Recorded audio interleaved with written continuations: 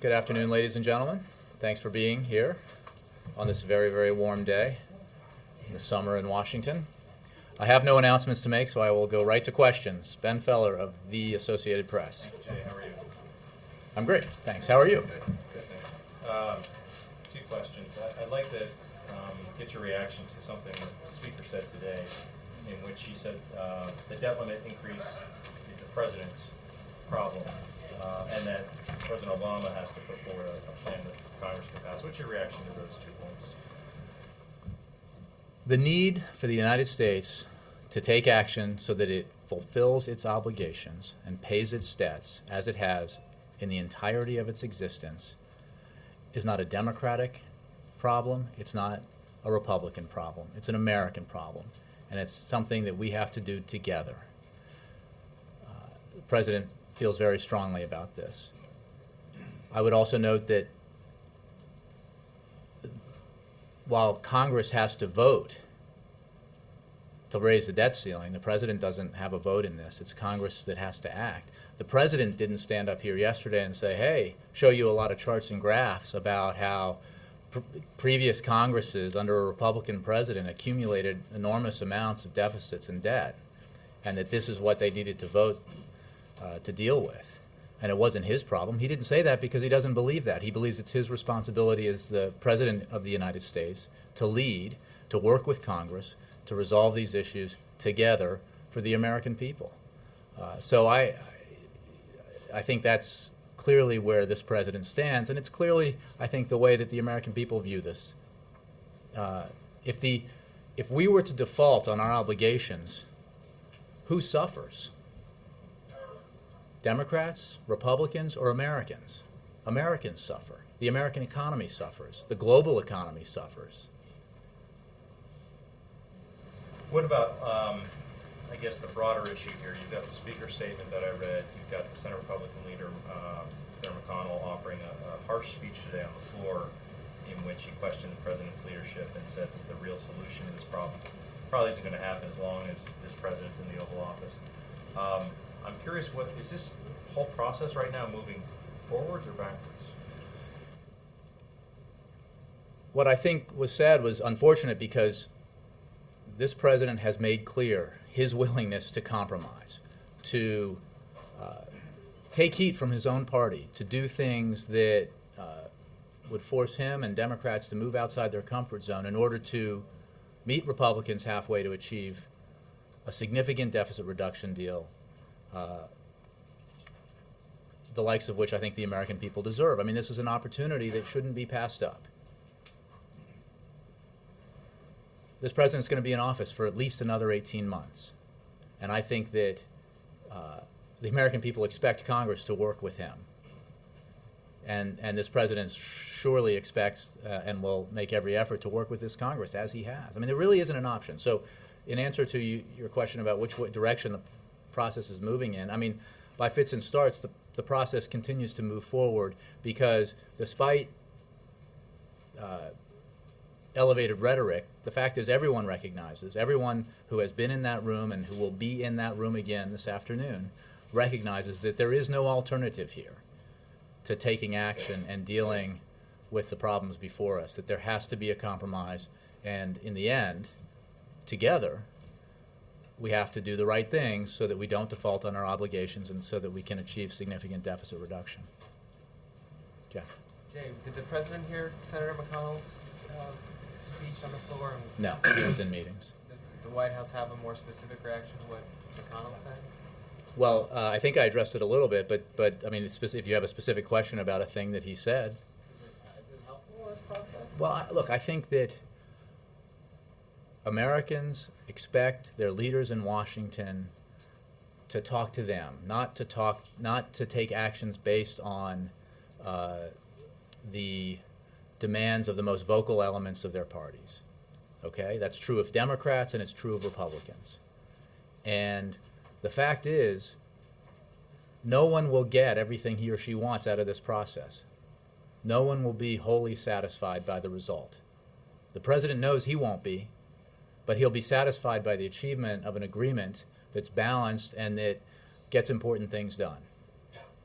So he will continue to work with leaders of both parties, beginning again this afternoon in the Roosevelt Room, to try to find common ground and to reach a compromise so that we can move this process forward and fulfill our obligations. Even with elevated rhetoric, as you said, aside on both sides, both positions seem to be very entrenched. How do you see a deal coming when neither side, whether it's the White House, congressional Democrats, and congressional Republicans, are indicating any hint of moving on those specific positions? Well, as I've said throughout this process, sometimes there's rhetoric that has been put out there in public that doesn't necessarily match what has often been very constructive and respectful conversations in the meetings, and usually has been. So I think that the leaders will come together, the president and the vice president will come together, and they will continue to push forward towards an agreement, because there is no alternative here. As I've just said, the president has said, and the leaders themselves have said, the consequences of default would be so severe, and they would not be esoteric. This would not be just a Wall Street problem. It would be a problem for Americans on main streets across the country. It would affect jobs. It would affect interest rates that directly affects housing payments and credit card payments, and it would be severe. So I think everyone is seized by that reality and recognizes it. The path from here to there will certainly be challenging, but we'll get there. Last question. Do you have specific benchmarks that you'd like to see reached on a daily basis as these talks continue? No, we don't. We are very aware of, and we remind others in the room of the fact that we don't have a lot of time here. August 2nd is a hard and fast and real deadline. Congress needs time to do the things it would have to do to produce legislation, so we have to back up from that deadline. So we're in the matter of days phase of these negotiations. Yes, Jake. Mitch McConnell said, "In my view, the president has presented us with three choices: smoke and mirrors, tax hikes, or default. Republicans choose none of the above. I hoped to do good, but I refuse to do harm." Well, I think I would simply ask you, as you and everyone else in this room and other reporters who are covering this, whether you think that's true. Because for better or worse, well, that's actually not true. For better or worse, a lot of what has been on offer, a lot of what has been considered and talked about is now out in the public domain. And I don't think there's any credible observer of these negotiations and analyst of the general problems we have in terms of deficit and debt reduction who would not say that we have not been credible. I think we have a general... who would say that we have not been credible, because the fact is this president's willing to do significant things in terms of discretionary cuts, entitlement reform that strengthens the programs and increases their solvency further into the future for future generations. Tough things that will not be easy to convince Democrats to go along with. But he's willing to do that because he thinks that's what leadership requires. I mean, he's not standing here saying that's what I want to do. He's saying I have to do it because I'm president and it's important, and this is an opportunity that we should not pass up. So in the spirit of rebutting this idea that it's all been smoke and mirrors, is the president willing to raise the retirement age for Medicare and Social Security? There is no reason for me from here, or for the president from here when he was here several times in recent days, to negotiate the particulars from the podium. I'm not asking you to negotiate, I'm asking you to explain. Well, what we have said is, what the president stood here and said, not with regard to a specific proposal, is that a lot of the reporting out about what has been under consideration has been accurate. And I would simply say, for those of you, most of you, who are familiar with these issues and know what hard choices are, to judge for yourselves whether the kinds of things that we've been willing to consider do not constitute significant demonstrations of a willingness to compromise? And I think the answer is they absolutely do. And this president has never taken a my way or the highway approach because he understands that he's not a monarch, that we live in a great democracy built upon a two-party system, and by and large, nothing big gets done in Washington unless Democrats and Republicans come together. And they only come together if each side is willing to give, the way Ronald Reagan did, and Tip O'Neill did, the way Bill Clinton did, and Newt Gingrich did, and many of their predecessors in American history. That's the only way this gets done. And in the end, because the elected officials who are here representing the American people, I think it will get done. And we will press up until the very end for the biggest possible deal. Also, I'm not sure if I missed this, but has the White House reacted at all to what's been going on at the U.S. Embassy in Syria, the demonstrations and the violence? Yes, and we have, and the Secretary of State has. I think. Statements from state. I'm wondering if the White House has a response. Well, I would simply say that, echoing what Secretary Clinton said, our position is that President Assad is not indispensable, and that we had called on him to lead this transition. He clearly has not, and he has lost legitimacy by refusing to lead the transition. We want to see the Syrian people's desire for democratic transformation carried out. The attacks or the, thugs storming the embassy is not acceptable, and we've made that clear to the Syrian government. That it is their responsibility, as it is the responsibility of host nations around the globe, to provide security for and to maintain security for foreign embassies, in this case the U.S. Embassy. Why does the White House think there has been such tolerance of Assad's behavior among the other Arab leaders who denounced Gaddafi? I don't have an answer to that question for you. I mean, what we have said has been very clear about the unacceptable things that he's done, the killings and the arrests that have continued, even when he had the opportunity to have this meeting with the opposition on July 10th, the unacceptable behavior by the government, the attacks on its people continued, and that proved that he was not going to lead this transition. Dan. Thank you. Specific to these talks, are you saying then that the rhetoric that we're hearing in public from Republicans does not match the tone of what's going on inside the room? Look, I think it's fair to say that the tone inside the room has by and large been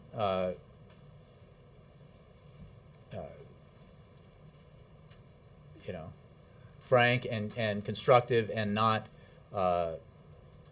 highly contentious at all. That doesn't mean that there aren't disagreements, but as was the case certainly in the Biden-led talks, the atmosphere continues to be constructive and respectful, and we expect that to continue. So you think the Republicans are then playing to their base by... No, I don't want to play political analyst from here. I just think that it's important to recognize that we will not get from here to there, either side, if we heed only the calls of our most ideological supporters.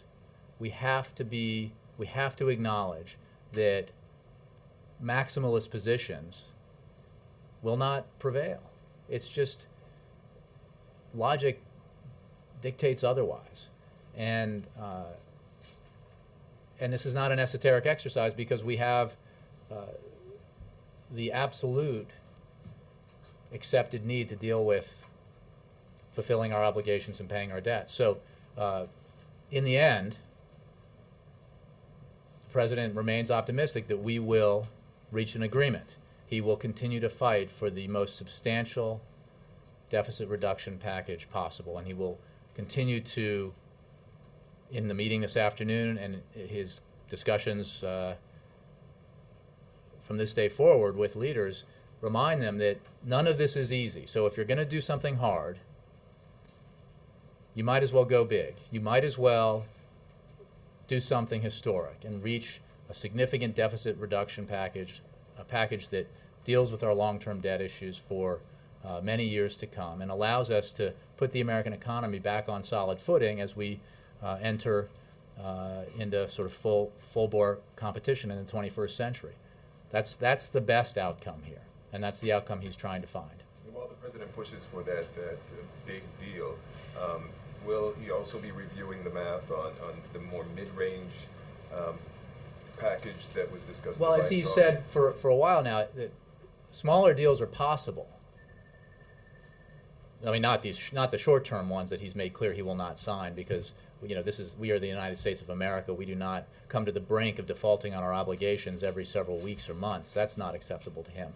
But deals short of the so-called grand bargain, the deals that put us in the $4 trillion range over 10 to 12 years, are certainly possible. And he has asked on 2 occasions now, when meetings ended, for the leaders who've come to the Roosevelt Room to bring with them their proposal for what can get us to the biggest deal possible. And each member's definition of the biggest deal possible will obviously differ in size. So, they're doing serious work both in the room and at the staff level. But the president will continue to push and argue for the most significant package in balanced, that will, in a balanced way, achieve a big number that does something substantial in what he said yesterday, the out years.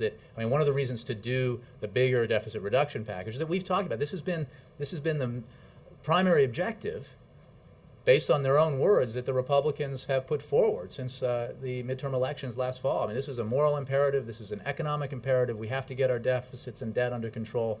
And the president is saying, okay, let's do it.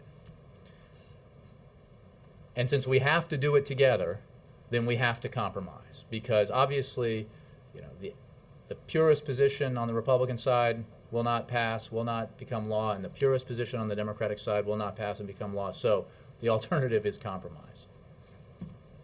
Jim. Yeah, Jay, John Boehner also says that during their weeks, in fact, he said 2 months of discussions, a couple of months of discussions, the idea of raising taxes was never even on the table.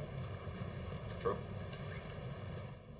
Well, the president, from the beginning, since his speech at George Washington University, has made clear that the approach he brought to the table, that the vice president brought to the table, was a balanced approach that included dealing with spending in our tax code. What about in the private conversations with John Look, Boehner? I'm not going to characterize those conversations, except that a grand bargain, a significant deficit reduction deal, is not possible if it's not balanced.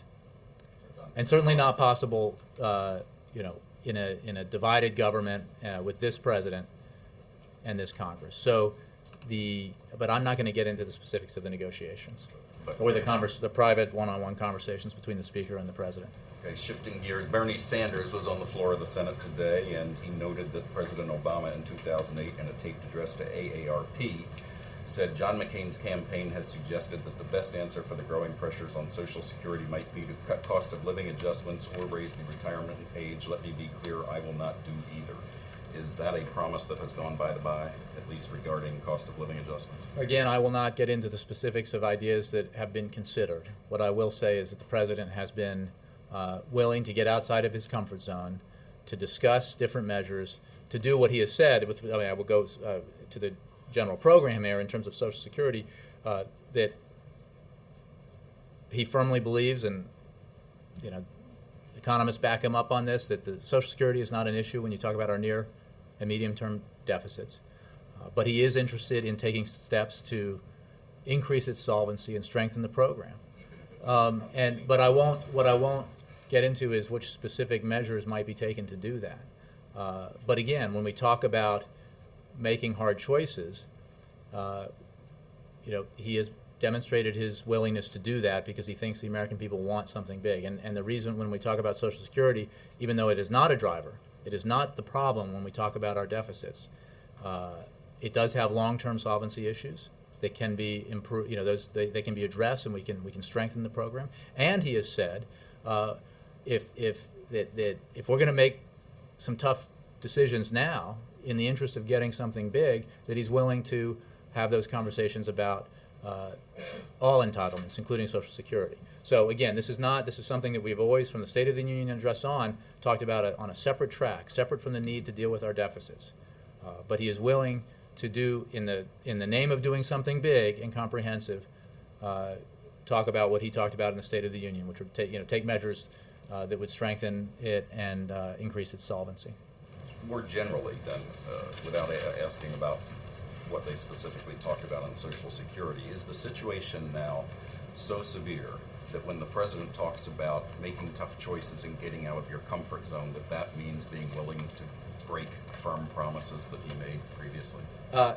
Again, I don't know what exactly you're referring to, except for the one you just the specifics. But what I will say is that it requires making tough choices, and compromise requires not necessarily being exactly where you were in your ideal world. When you put a proposal forward in Congress that passed the House, even though it had no chance in the Senate and no chance to be signed into law, you can stick with that as your absolutist position, or you can recognize that you're not going to get that, and that we are absolutely under an obligation to reach a compromise. You can put forward a framework, as the president did in April at George Washington University, for his vision of $4 trillion in deficit reduction over 10 to 12 years that deals with spending in entitlements, in discretionary spending, defense spending, in the tax code. But you can also recognize that you're not going to get that exactly the way you wrote it. That's the president's approach. Mike. Jay, my understanding is the president in the interview with CBS has suggested that there's some concern that Social Security checks may not go out August 3rd. Can you provide us a little context on that, and did he indeed say that? Well, I think it's up to CBS I don't want to scoop their interview, but I think that will air tonight. The fact of the matter is, and Secretary Geithner has talked about this, we no longer have authority to borrow money if we do not raise the debt ceiling, which we remain confident will happen. So this is speculative. But the fact is, one of the reasons why we absolutely have to take action is because we lose our authority to borrow money. And as you know, we have obligations that exceed the money we take in. Significantly exceeds the money we take in. And that would then entail a kind of Sophie's Choice situation where you have to decide what bills you can pay. And the fact is that, whether it's Social Security checks or veterans benefits or disability benefits, there are the number of decisions that would have to be made, and this is beyond my expertise, so I encourage you to go to Treasury. It's pretty clear that the effect will be significant. And so no, we can't guarantee if there were a default any specific bill will be paid, because the choices that some have said, we can just pay interest, so we can pay the bondholders in some cases, and in many cases the Chinese government, but not pay Social Security recipients or veterans benefits recipients. So that that's the kind of choice that nobody wants the United States of America to have to make. That's why the leaders have been clear that we will vote to have the United States fulfill its obligations, and the president feels strongly that will happen. Does the change in tone, where you hear some Republican leaders saying today that they feel like we may be heading for a missed opportunity in terms of a big deal, suggest that we're heading for an August 2nd nail-biter on this issue? Well, I think it is an unfortunate reality that, as we've seen with the CR, as we've seen so many times, that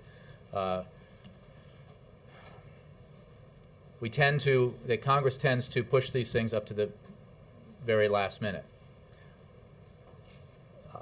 While that's inconvenient in many cases, it is the way things happen. In this case, it's more than inconvenient because of the even before August 2nd, the possibility, if it's perceived to be a possibility, that Congress will not act in time could have an effect on markets, could have an effect that would be damaging to the economy. So we think it's very important. The president's made it clear. Let's get this done sooner rather than later, and the clock is ticking. One quick one on another topic. We understand executive orders coming related to a gun-related issue. We've already heard from some groups, lawmakers, expressing concern that this could be trampling on Second Amendment rights. Do you have a response to that? Well, first of all, I would refer you're talking about the long gun issue on the southwest border? My understanding was changes to the database to be used for background checks. I don't have anything. I'm not even aware of that. There is obviously an issue that's about, this is a law enforcement issue about illegal gun trafficking to the Mexicans on the border states. Is the long gun one, which I refer you to the Justice Department for, but I don't have anything for you on that. Yeah, can I follow up on that just very quickly? Yes, Yeah. I'll get to yours. The, Yeah. the president believed that with the new regulation, it's going to have a real impact on stopping the illegal flow of arms to Mexico. Well, as the Deputy Attorney General said yesterday, this targeted measure will improve the ability of ATF to detect and disrupt the illegal weapons trafficking networks responsible for diverting firearms from lawful commerce to criminals and criminal organizations. So, yes, we believe it will improve the ATF's ability to do that. Yes? I want to go back to something you just said. You described the tone of the meetings as frank and constructive. Given the fact that some people with knowledge of the meetings have described them as essentially being stalled, can you explain specifically? Well, I didn't say they had been, come to agreement on the issues. Well, what's been constructive? There was a contrast to some of the heated, fairly partisan rhetoric that has been heard elsewhere, and we're not getting that in the room. I mean, which is not to say sometimes there aren't starkly absolutist positions expressed in the room. That happens sometimes, but they're done in very calm and constructive tones. At this point, heading into the fourth How's that constructive? meeting, what do you think the meetings have accomplished so far? I think the meetings have made clear the absolute imperative to take action to have the United States make sure that it fulfills its obligations. They've been very. Remember that most people in that room were not participants in the negotiations led by the Vice President. Some were, but not all. So there's a level of detail and specificity that essentially others are being brought into. And obviously not everybody was involved in conversations that the President and the Speaker of the House were having. So, there's a sort of broadening of the knowledge base about what has been discussed, where are the possible areas of compromise, and where are the challenges, the disagreements that still exist, and various ways to get from small to big. Some people have described the meetings as not having accomplished anything, though. How would you describe going into meeting number 4? Well, I would say that Where we're at now? this only gets done if we act together, and that means the President and the leaders of Congress of both parties.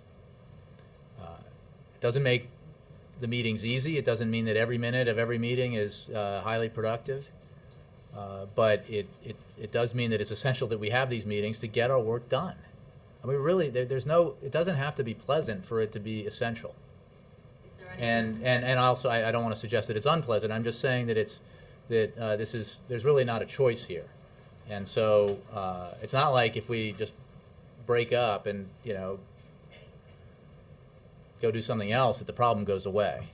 Is there any concern, given the heated rhetoric that we've heard today, that the talks could break down at the end of today? Well, no, because I think that there are no alternatives to continuing to talk and to find compromise. And I think that it's important to remember that the Biden-led negotiations, as asserted by participants in both parties, made significant progress. And that, as the President made clear here yesterday, he and the Speaker of the House had very constructive talks. Out of that, there should be, and certainly the American people demand that there be, potential for compromise. So that's what we're working towards. Yeah. Until just recently, there had been a lot of conversation about changing the cost of living adjustment for Social Security, but it was always in the context There you of, go again. always in the context of a Social Security plan, trying to make Social Security solvent for the long term.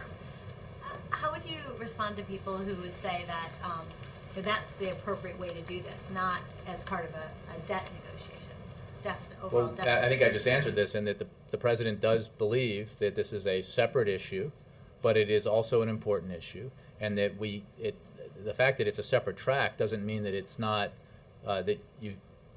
if there's the political will to do it as part of this overall package, then we should do it. And by it, I mean not addressing the specific measures that you raise or measure that you raise, but to take measures that will strengthen the program and enhance its long-term solvency. So, without slashing benefits. So I'm not sure because they can happen within the same framework, but it doesn't change the fact that taking measures to increase and strengthen the program. Increase its solvency and strengthen the program is a way of dealing with our short-term deficit issues because they're not related. But correct me if I'm wrong, there's never been no suggestion that the changes in Social Security would actually solve the 75-year Social Security problem. So essentially you would just be maybe taking a bite out of it without really I don't think anybody's under any illusion that even a significant deficit reduction package or one that includes some of these other things would solve all problems for all times. But it is our obligation to take measures to strengthen and increase and lengthen the solvency of these programs that have been the foundation of economic security for America's senior citizens, Medicare and Social Security. Right? Any measure we took. Look, the significant reforms that Ronald Reagan and Tip O'Neill made law in the 1980s extended Social Security's solvency and strengthened it for a very long time. When that Reagan-O'Neill compromise, by the way, was a balanced compromise that included dealing with revenues. But that was all within Social Security, right, and that wouldn't be that way. But I don't understand the point you're making. The fact that was all within Social Security is true, and we can do Social Security entirely separate, or we can do it as part of this, but it is still solving a separate problem. Does the president have any plans of traveling outside of Washington while this issue is still unresolved? Is he sort of committed to staying here? I think he's made clear that we're going to meet every day until this is done. So we shouldn't expect him to be going and taking this case out to the public? Well, look, I don't have any announcements to make about his travel schedule, but he is committed to meeting every day with these leaders until this is done. Thank you. On weekends as well? Yes, sir. Can you say whether President Obama and Secretary Geithner have had discussions about what you have termed as the Sophie's Choice type of decisions that they will face on funding come August 2nd? I don't know. They have regular meetings. I don't know that they've had those conversations. I'm sure that Secretary Geithner has briefed the president on the details of the circumstance that would present itself on August 3rd. But I don't know if they've talked about that. And I'm not even sure, again, I would refer you to the Treasury Department about how those decisions would be made. Yeah. The president yesterday, he said that he'd like to see more from the business community in terms of lobbying to get a deal done and to sound some of the alarms for if the debt ceiling is not raised August 2nd. Can you specify some of the actions he'd like to see and whether or not the letter that was sent today from some 470 CEOs, is that enough? Well, look, I don't think it's. I think it's a welcome. You cited this. I was going to mention this to you as obviously not something we organized. I believe the chamber did, but a letter from hundreds of business leaders that says we believe it is vitally important for the U.S. government to make good on its financial obligations and to put its fiscal house in order. First, it is critical that the United States government not default in any way on its fiscal obligations. A great nation, like a great company, has to be relied upon to pay its debts when they become due. This is a Main Street, not a Wall Street issue. The debt ceiling trigger, I'm just skipping around here to relevant points, the debt ceiling trigger does offer a needed catalyst for serious negotiations on budget discipline, but avoiding even a technical default is essential. This is a risk our country must not take. Second, our political leaders must agree to a plan to substantially reduce our long-term budget deficits with a goal of at least stabilizing our nation's debt as a percentage of GDP, which will entail difficult choices. We couldn't have said it better, and we agree.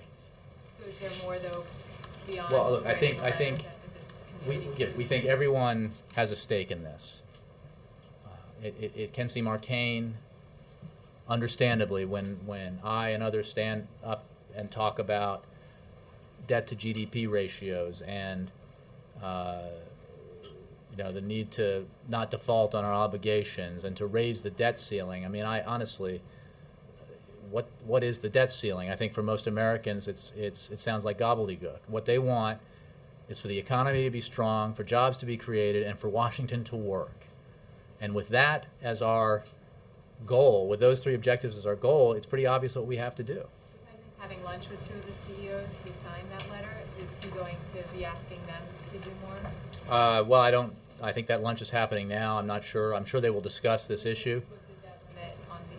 Well, there wasn't a printed or written agenda. I'm sure that because this is an issue that so many businesses are worried about, understandably, I'm sure it will come up. Yes. Who's he having lunch with? I think we put this out to, or we gave it to the pool here, but he is having, as he has done throughout his administration, he will have lunch, or is having lunch now, with 4 business leaders to discuss ideas to grow the economy and create jobs. They will specifically discuss the importance of working with the private sector to promote job training efforts, including ways that companies have been partnering with high educational institutions to develop curriculum and programs that ensure graduates will have the appropriate background and skills to succeed and get hired within the companies. The business leaders in attendance are Clarence Otis of Darden Restaurants, Scott Davis of UPS, Sam Palmisano of IBM, and Matt Rose of BNSF. What's that? No agenda. Well, this is a broad outline of one topic they will likely talk about. But I don't want to, just because they're going to talk about this doesn't mean they won't talk about those other issues, because those other issues are quite clearly of concern and in the news right now. Jane, the Treasury Secretary did say this morning that in its push not only for the debt ceiling but for the big deficit-cutting package, the administration could use some support. Is the White House doing anything to rally those less vocal, less ideological elements of the public to get involved? Meaning which groups? I think we're making our case. The president has come before you. You said you feel like lawmakers are responding to sort of the fringes of their party, and that Americans. Well, again, we welcome the letter that was, I think, Juliana said 470 business leaders. But the change that you said organized that. Is the White House doing anything to gin up some? We, as the president said, we have conversations with business leaders all the time. He does, others do, and I'm sure this has been an issue. We're not in some sort of organized effort that I know of. I mean, this is pushing on an open door, if you will. These are issues that they're very, very concerned about for obvious reasons. And as the letter makes clear, while they are concerned about it for obvious reasons, it is not a concern limited just to business, and it shouldn't be. It obviously affects every American who has to worry about interest rates, mortgage payments, credit card payments, who worries about his or her job.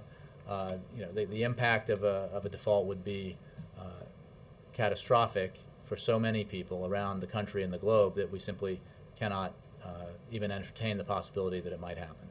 Fair. The CBS interview's on their website, so I'm going to read a little bit from it just to clarify this. The president says... You can ask me to confirm? Something like that. Okay. This is not just a matter of Social Security checks. These are veteran checks. These are folks on disability and their checks. There are about 70 million checks that go out. 70 million are a number you all believe of checks that would stop being given out. It's a very high number, so to make sure on August 4th. I think it's at least that high that the Treasury Department issues or the government issues. So, but I would check with the Treasury. Yeah. Following up on that, was his answer was it an answer to a question, or did he volunteer this back? It was an answer to a question.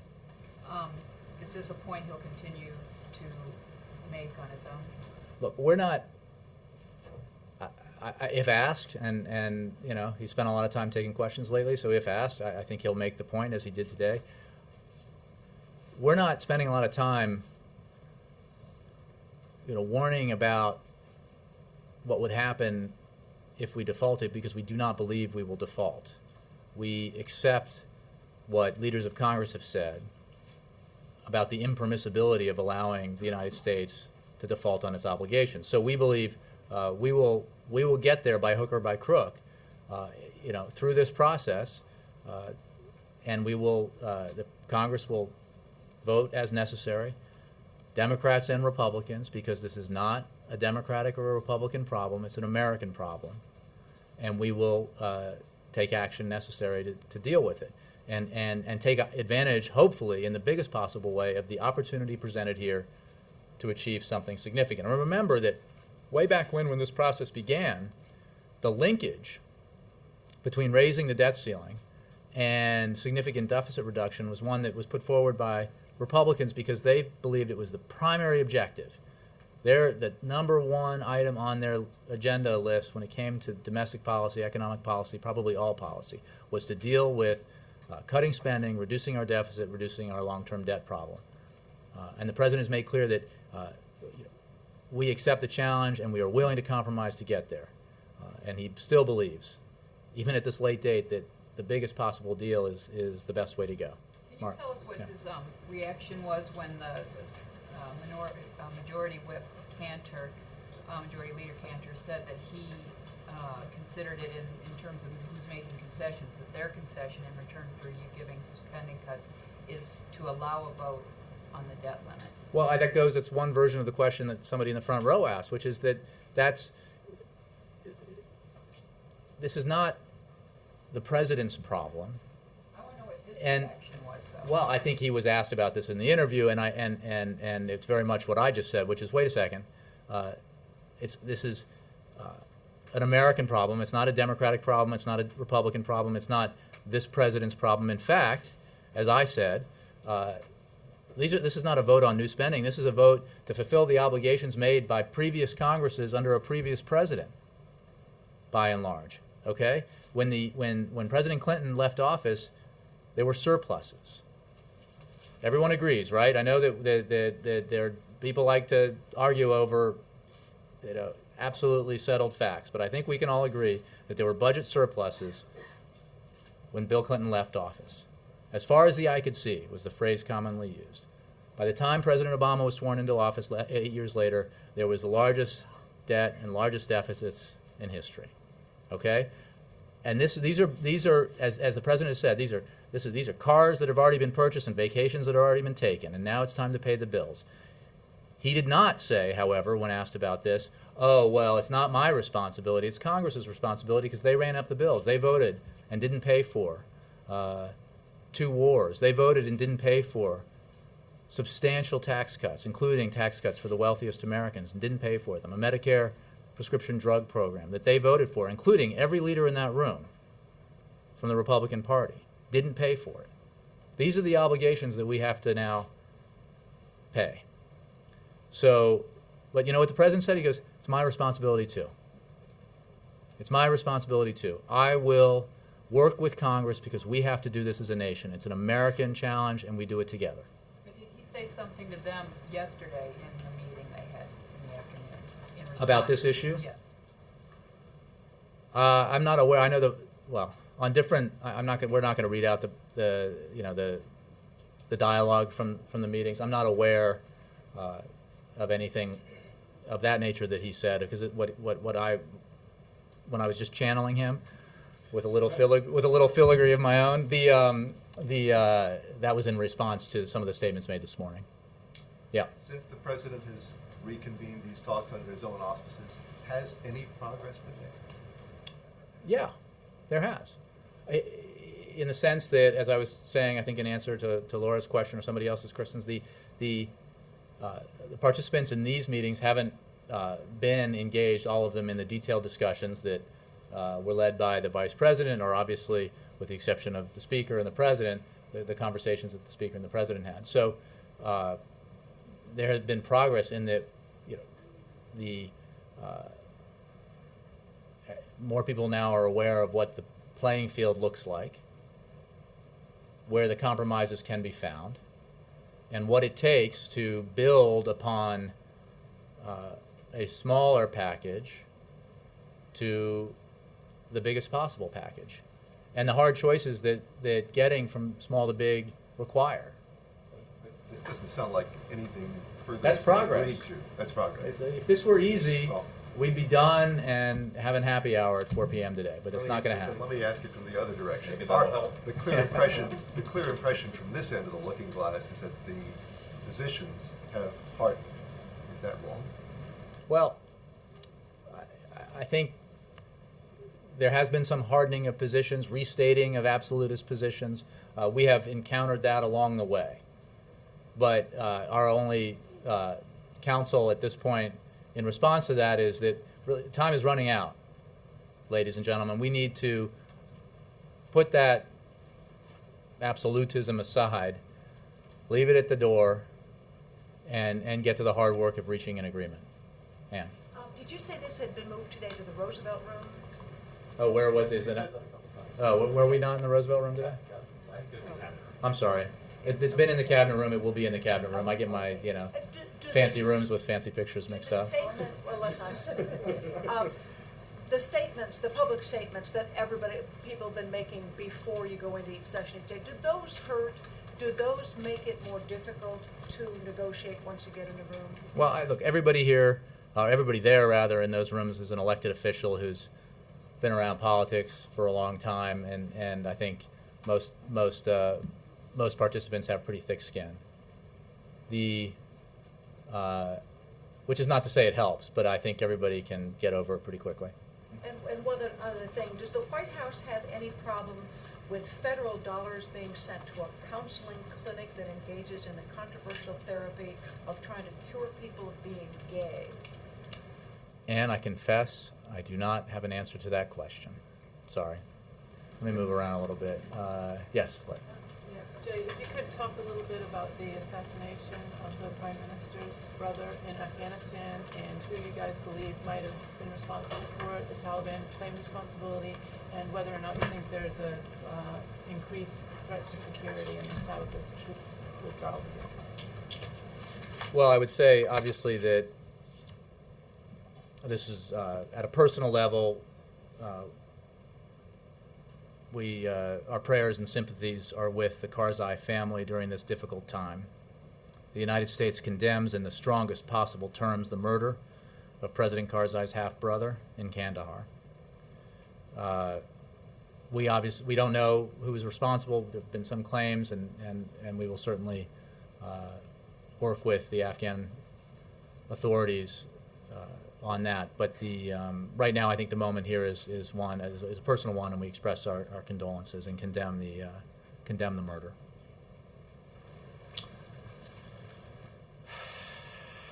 Chris? Some questions on Don't Ask, Don't Tell. Last week, the Ninth Circuit issued an order barring the government from enforcing this law. I'm sure the President heard the news last week. Was he supportive of the decision? Is he aware of it? I'm sure he heard the news last week. Is he supportive of the decision? The Justice Department is reviewing the order, and I think I would point you to them for further information. The President's position, obviously, on the repeal of Don't Ask, Don't Tell is quite clear. And he fought hard to make it happen, and it was a significant accomplishment late last year. But as the head of the administration, was the President supportive of this court order ending enforcement of Don't Ask, Don't Tell? Again, I'm going to refer you to the Justice Department as they review that decision. Do you anticipate that the administration will challenge or appeal this decision? I think that's the same answer. What impact is this going to have on repeal certification? I mean, the President said before that it's going to happen within a matter of weeks, not months. Is it going to have any impact on that? I think the process moves forward. I'll refer you to the Defense Department. I know Secretary Gates, shortly before he left, said that it was moving along very well, and that we do expect it to happen in the near future. But I don't think there's an impact. Is there any definite date or time set for what's going to happen? I'd refer you to the Defense Department, but I don't believe so. Yes. Thanks, Jay. On Syria, if, as you say, President Assad is not indispensable, and if, as you say, he has failed to lead the transition, then why hasn't the President called for him to step down? Well, I think you'll note that we've said today that and the Secretary of State has said this, that the President Assad has lost his legitimacy. And the issue here is a matter of factual analysis. And that is that President Assad had an opportunity to lead this transition. And we have always said, he should lead or leave. He had that opportunity and he passed it up. And for that reason, not because he's lost legitimacy, it doesn't matter nearly as much that he's lost legitimacy in our eyes. This is a matter of an analysis that he's lost legitimacy in the eyes of the Syrian people, who are increasingly demanding change. There's really a growing consensus among the Syrian people that this transition needs to take place, and that President Assad is not going to lead it. So it's the Syrian people will and should be able to decide their own future. And given the 1,400 plus deaths in Syria that have occurred against civilians, how is this different from Libya? Well, I could review the facts for you, but as you know, there was an imminent threat of a massacre. There was a broad-based multinational coalition that was not just at the United Nations, or at NATO rather, but through the United Nations Security Council resolution included NATO action as well as coalition participation by nations in the region. And again, the opportunity to work in a multinational way to forestall a massacre against the Libyan people. And as we have said throughout the unrest that has affected the region, North Africa and the Middle East, every country and every circumstance is different. Okay, one more. I always do one more. Lester, for you. Thank you very much. Will the President speak out in support of Maryland's giving illegal aliens in-state tuition at colleges and universities? I'm not aware of that issue, Lester, so I don't have an answer for you. Aware of that issue? I'm not. Thanks, guys. You're not